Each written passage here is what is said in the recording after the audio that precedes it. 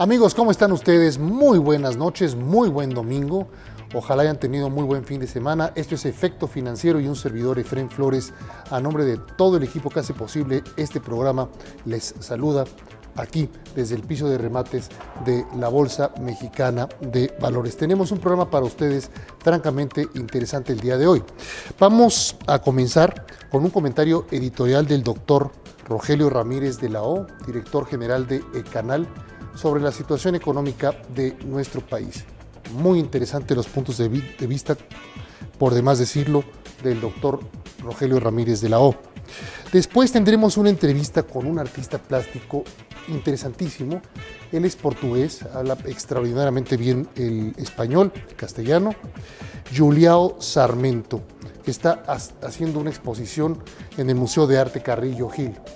Hasta allá nos trasladamos con las cámaras de Efecto Financiero para platicar con él. Estoy seguro que les va a interesar mucho esta entrevista. Y al final del día tendremos una entrevista también con Adrián Ruiz Brizueño.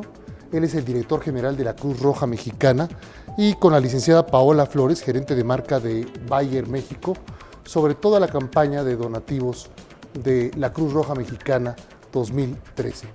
Esto y mucho más aquí para ustedes hoy en Efecto Financiero. Hoy es el tercer mes de caída del índice de confianza del consumidor, lo cual confirma el sentimiento de que la economía real está muy desacelerada, está desacelerándose, y aunque las expectativas de los líderes empresariales y del sector financiero apuntan a un escenario muy positivo, ya hoy en abril del 2013 vemos una disociación entre el índice de confianza, la economía real y las expectativas. Hay una diferencia fuerte entre lo que se espera y lo que está ocurriendo en la economía. Rogelio, muy interesante los datos que nos das en tu comentario editorial. ¿Qué significa esto?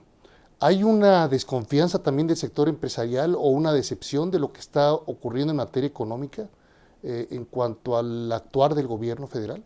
La encuesta que publicó el diario Reforma apenas hace 2 días muestra que la opinión favorable en general de los ciudadanos de este gobierno y de Enrique Peña Nieto es de 50%, que es alto, pero la de los líderes es de 78%. También es muy alta. Sí. Otro ejemplo de distancia es en materia de pobreza.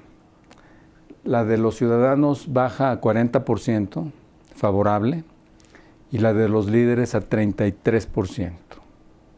Sí, entonces, claro, lo que nos está marcando esta encuesta, que es un sentimiento que se está confirmando, es que si bien este gobierno ha sido muy hábil en crear expectativas favorables, al mismo tiempo el fenómeno real, pobreza, economía, seguridad, empleo y corrupción, están teniendo opiniones favorables muy por debajo de las que tienen las acciones mediáticas. Por ejemplo, el arresto del Bester Gordillo tuvo una opinión favorable de los ciudadanos de 73% y de los líderes de 81%.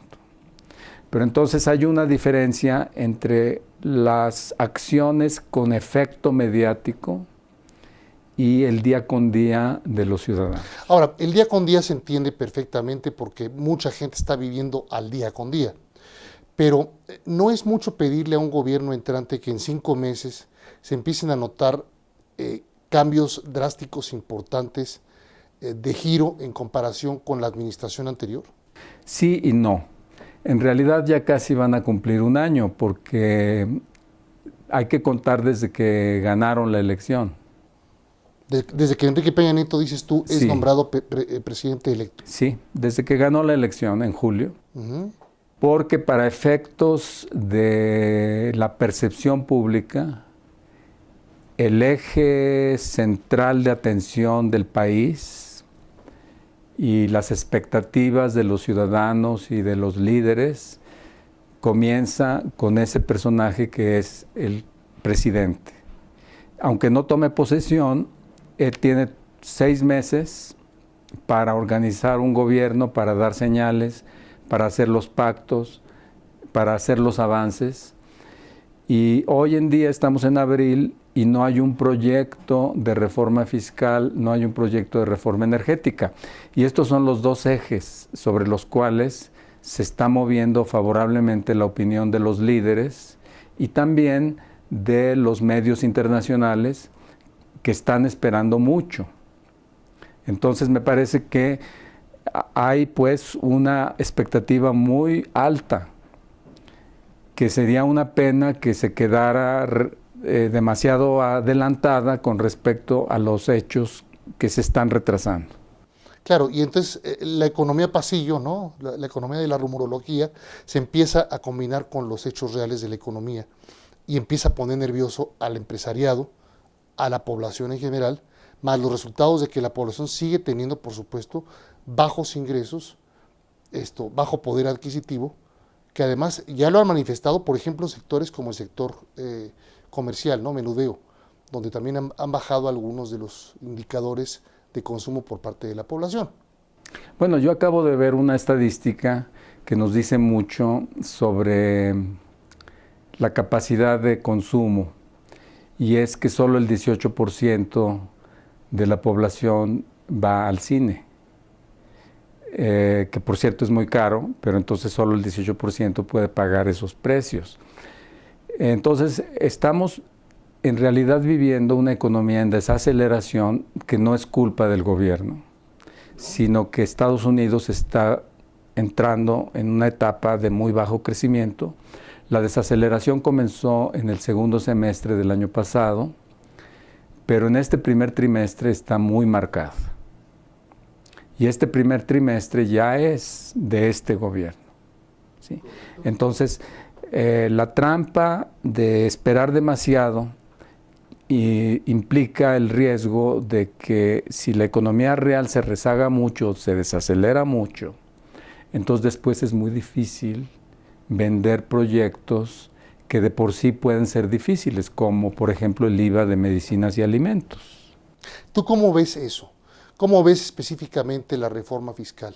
¿Pasa este segundo semestre o va a tener también ahí trampas que la van a ir frenando, atorando, sobre todo en el Congreso, ¿no? Más que la voluntad ejecutiva, la decisión por parte del Congreso?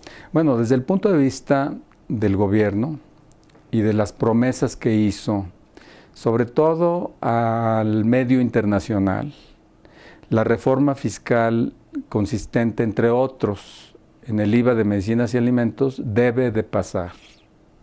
Si no pasa, se va a leer como una derrota. Y una derrota para el primer año de gobierno es demasiado seria para un gobierno que quiere mover a México. Entonces, necesitan acelerar el trabajo político y por eso es el argumento de que esperar no conviene. Siempre hay que comenzar por lo más difícil para terminar pronto. Rogelio Ramírez de la O, muchas gracias por haber estado con nosotros aquí en Efecto Financiero. Muchas gracias.